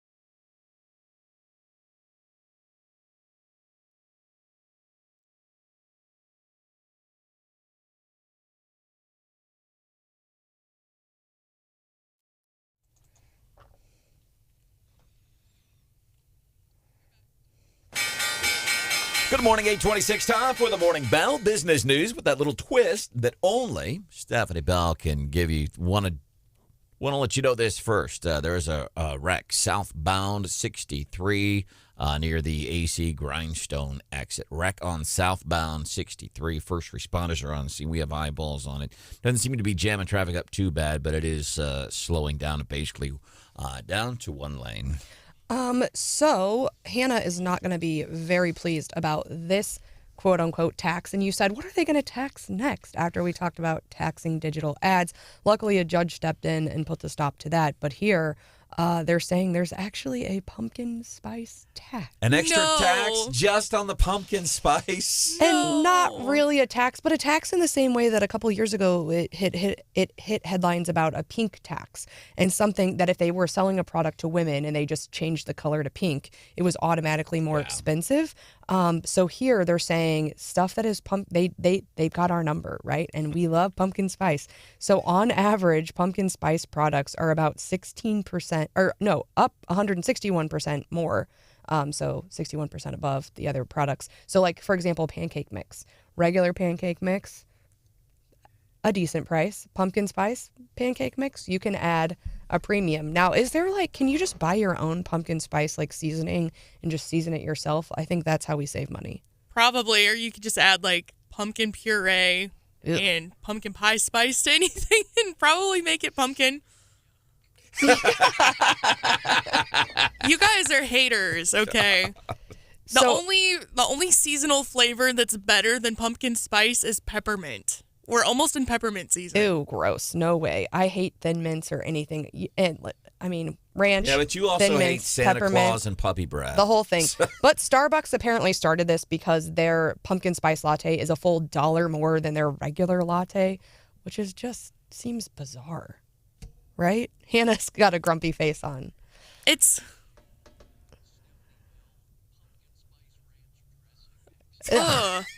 No, I am upset, but it's more at myself for being such a sucker for this stuff. We're almost past pumpkin spice season, you're right. So do you think there'll be a peppermint tax? I'm sure there probably is. I hope not. I've never fallen victim to the pumpkin spice thing. I just don't I don't do pumpkin pie. I don't like pumpkin puree. It's just cinnamon, okay. Pumpkin spice? No. Brandon, you're not a fan either, are you? I don't go out and I've got my tube of pumpkin spice toothbrush, and that's about where I draw the line. Wow, you've got a tube of a toothbrush? That's awesome. Toothpaste, yeah. But I think it's interesting when we kind of know it's a getcha, and that if you're buying something that's pink or labeled toward women or pumpkin spice, that you're just going to overpay. But you love it so much that you still do it. That's excellent marketing, right? Yeah, I know this is not a reasonable cost for this product, but look, it's pink. Or look, it's a pumpkin spice. Slap a Cardinals logo or a Chiefs logo or a Mizzou logo. I'm going to buy it, right? Coming up just a few minutes from now, did you know there's some names that you legally can't name your own child? What? Yeah, that's coming up 5 minutes from now here on Wake Up Mid-Missouri. Good morning.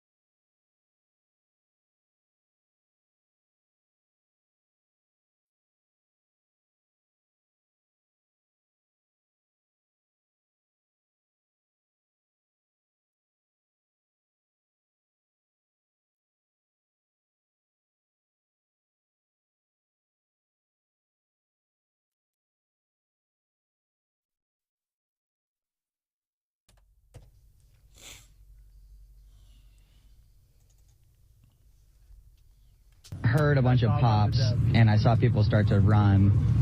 And I saw it with my own eyes, and I saw what looked like sparks, and so I literally thought it was fireworks, so I kept walking. And then I saw a guy bleeding, and I was like, okay, it was not fireworks. That is a witness over the weekend chatting with one of our local news affiliates. Shooting downtown Columbia. Several people, 3 people hurt. So this is going on in the midst of, and apparently Mizzou, and I guess so, but Mizzou got real dicey about it. Didn't happen at homecoming. It's homecoming weekend. Didn't happen on campus, so it didn't happen at homecoming.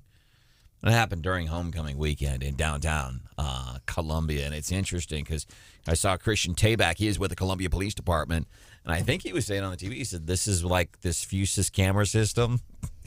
This would have helped. This is exactly what he said to Joshua Blount on camera, and I know Chief Jones really wants to come on Wake Up Mid-Missouri to talk about this very issue. Then he wanted to come on obviously before the shooting, but they have said all along, Brandon, and we've talked to the chief, we've talked to the police.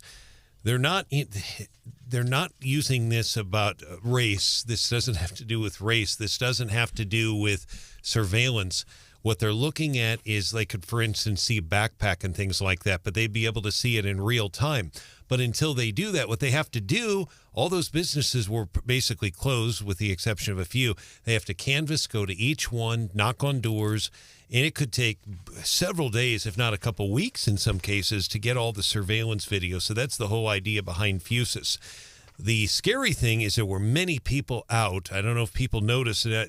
Any other day, that would have been the lead story on the news all weekend. But because of the fire, it kind of, even in my own newscast, got pushed back. But if you listen to the sound bites that I played from Lieutenant Hester, you could hear what was basically, it sounded like chaos going on behind him. And I took that directly from their Twitter. I appreciate them posting those videos, but it was, it appeared to be people screaming. Very obviously they were scared, but people gave the police the space they needed. But 2 of them, they don't know how they even got to the hospital. So I don't know if they were taken by private vehicle. Just very scary. 3 people shot in Columbia. And it didn't get a lot of coverage. It got some, but because of the fire, it didn't get nearly what it would have gotten. It didn't get as much coverage. Yeah, you've got a story that usurps its placement in the news of the day. But I also the fire is fire is a huge thing. That the shooting is too, though. It's just a different type of story. But I'm wondering, is it one of those with that shooting? Oh, shootings in Columbia. That's it. That maybe people aren't soaking it in. Maybe.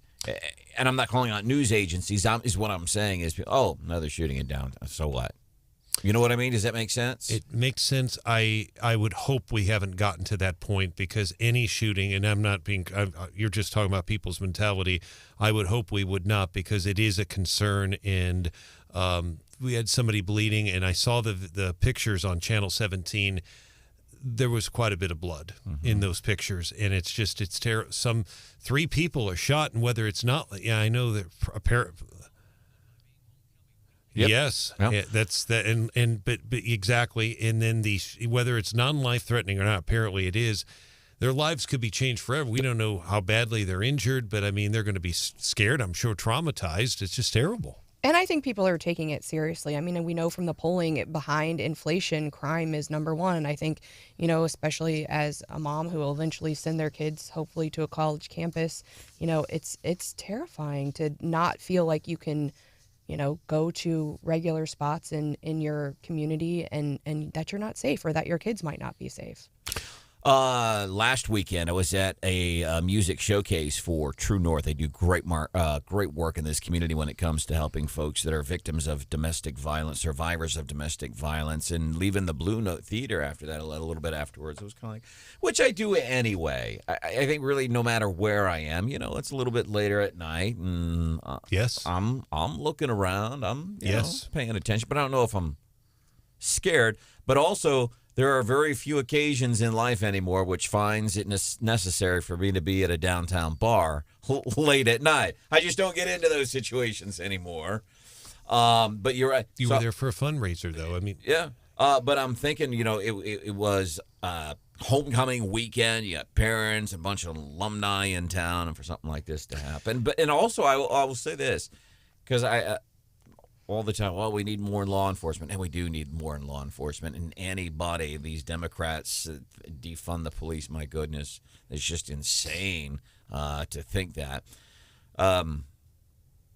But you could put, and they said this, I think it was Christian Tabak with the Columbia Police Department said, as a matter of fact, law enforcement was fairly close to that shooting. We're able to respond just like that. You could put a cop on every single street corner in America, or at the very least downtown Columbia or downtown Jefferson City. You're still not going to stop crime.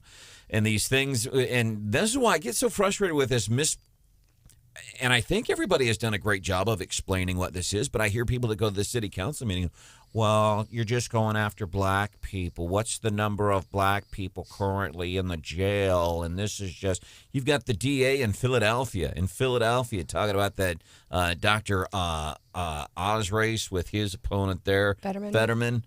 And he's saying, well, they're talking about crime.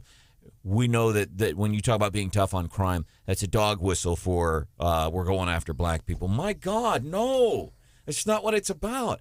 But we've heard some of that at the city council meeting in Columbia. Well, they're just trying to, it's inequitable. You're going after, no, we're not going after black people. We're not going after anybody. What we're doing is we're asking businesses for their permission to say, hey, can we view your stuff all at one stop place? So when Friday night, when that shooting was going down over the weekend, that immediately law enforcement could have said, okay, we see those people right now because we have access. We can catch those people. And now you wouldn't have 3 people that were hospitalized going, who the...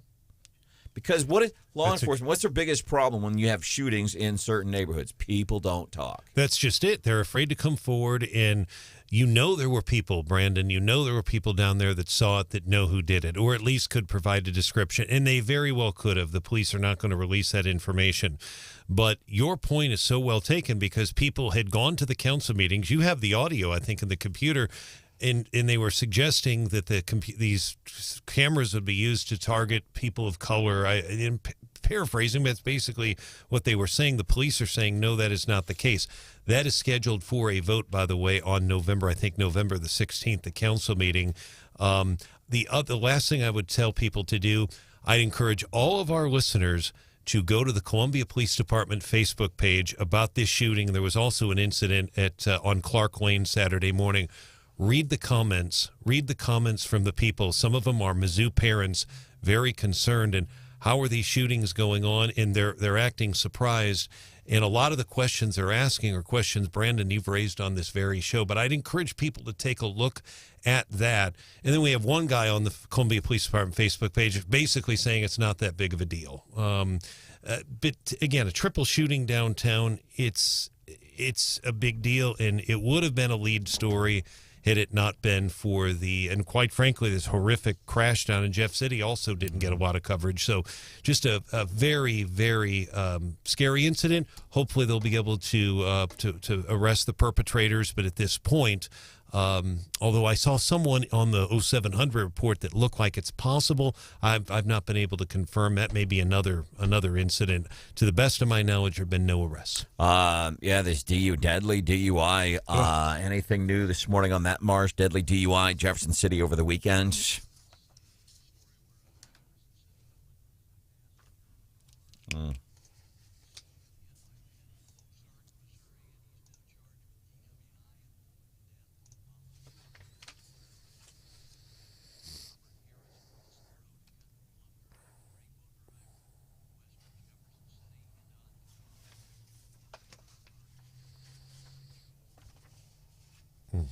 Man, it was these stories like that, and I don't mean to bum you down on a Monday morning. We talk about these stories of people getting shot, somebody dying in a drunk driving, hit by an alleged drunk driver. But I always think it's kind of like this Wooldridge fire. It's a small town, too. I mean, how many of us have ever been through Wooldridge, Missouri? I have. Yeah. And there've been. I definitely remember the flood, and I want to say maybe another storm of some kind. They've had a couple of floods through there, but most of our listeners are very, very poor. But there's not. It's very small. It's tiny. It's not even really. It's kind of a village. Yeah, officially it's 20, but Brandon's right, 250. But I mean, you're talking about people in the outlying. I think in the actual village, it's 20 to 30. Yeah, and we think, well, it's not a big town or whatever. But to those people that got displaced or saw their, better part of town like just kind of disappear, that's the biggest thing in their lives this morning. That is. And these people that are hospitalized, Columbia shooting over the weekend, all minor injuries, shooting in downtown. That's the biggest thing probably in their lives today. We may not, and when I say we, I don't mean we as a news organization, but collectively as a public, so a shooting downtown. Well, nobody got killed, it's going to be fine. But those people that are directly affected, that's the biggest thing in their life right now. That's exactly right, Brandon. There's no question about it. And again, for people who would say, no, it's not a big deal, listen to Hester's sound bites that I played this morning. Listen to the people behind there.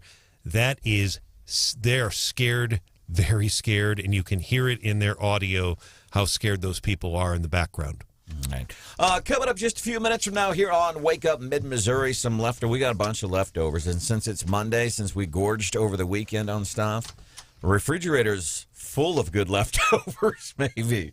We'll do that. Coming up about 5 minutes from now here on Wake Up Mid-Missouri on 93.9, The Eagle and 104.5 News Radio 950.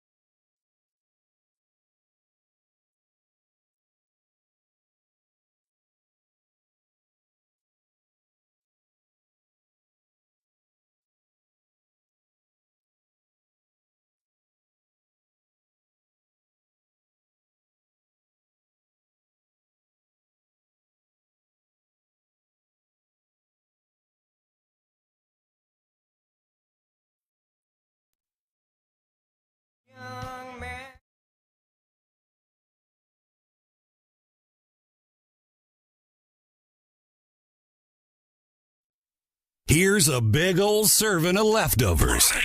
Enjoy. All right, some of the things that we didn't get time to get to during the show here this morning on Wake Up Mid-Missouri. We're going to open up the fridge and see what we have in the way of leftovers sometime. Well, usually in our fridge, we've always got good leftovers. We got so much stuff, just don't have time to get to it. One of the stories, I'm fascinated by this stuff, but several days ago, a couple of cars found a lake of the Ozarks, and this is part of an ongoing years-long search for a veteran by the name of Donnie Irwin. He hasn't been seen in almost 10 years. So there's some dive teams, and they're searching the lake, and they found a 2004 Chevy Cavalier that was reported stolen from a hotel in 2005. So this car been reported stolen 17 years ago, found at the Lake of the Ozarks, and apparently right in that same area, authorities found a 1958 Ford Thunderbird.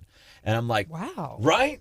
Like, what's the story there? How is a 1958 Ford Thunderbird sitting on the bottom of the lake? Wasn't that John Marsh's first car?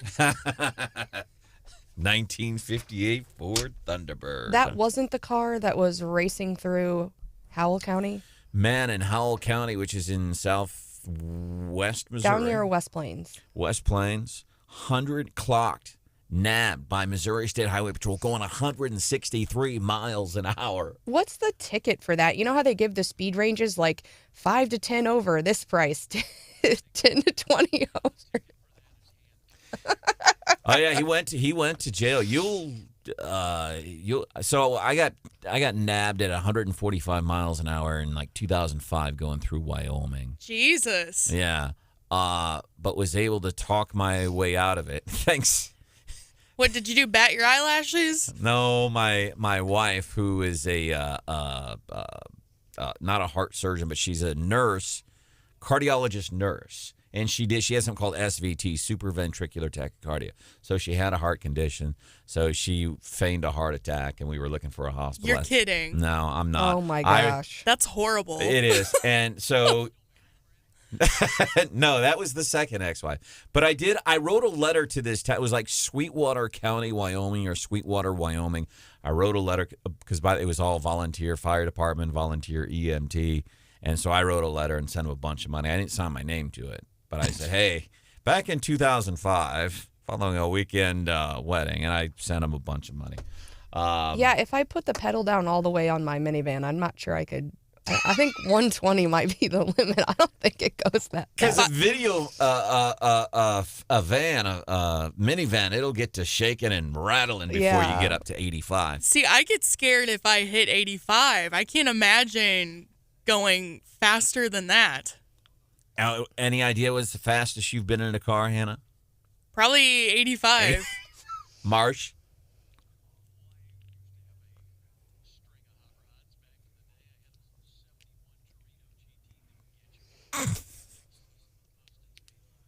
Nice. Well, there was one morning a year or so ago, maybe I woke up late, and it was when I was living in Jefferson City, and I had to hightail it to get to the studio on time. And you were making fun of me, Brandon, because I was all wigged out about how fast I had to drive. And I think I said I had to drive 85 the whole way here, and you were laughing at me because that wasn't very fast, in your opinion. But very safe.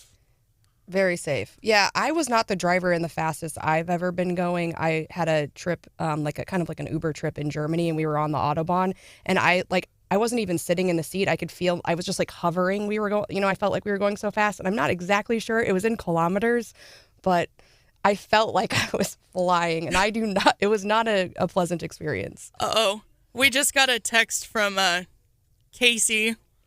Says, "This is Casey. What names can you not name babies? You never finished the story." Uh-oh. So, thank you, Casey. Thanks, Casey.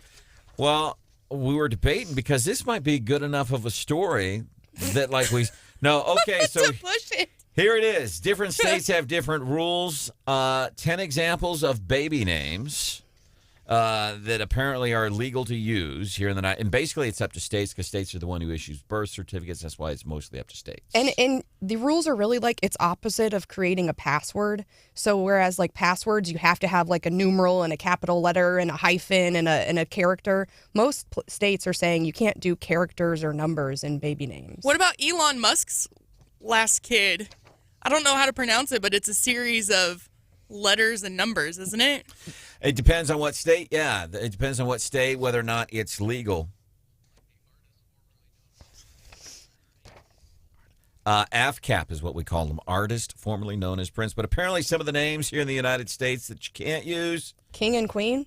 King and Queen, Jesus Christ, you can't name, can't you, if it's your child, you name your kid whatever you want. I thought so. Santa Claus. Majesty. Adolf Hitler. You see the good idea, but and who would do that? But are you telling people you cannot name your child this? And when we turn 12, we should have the right to rename ourselves, by the way. We totally should. All right. Gary Nolan Show is next. See you back here tomorrow. See ya. Bye.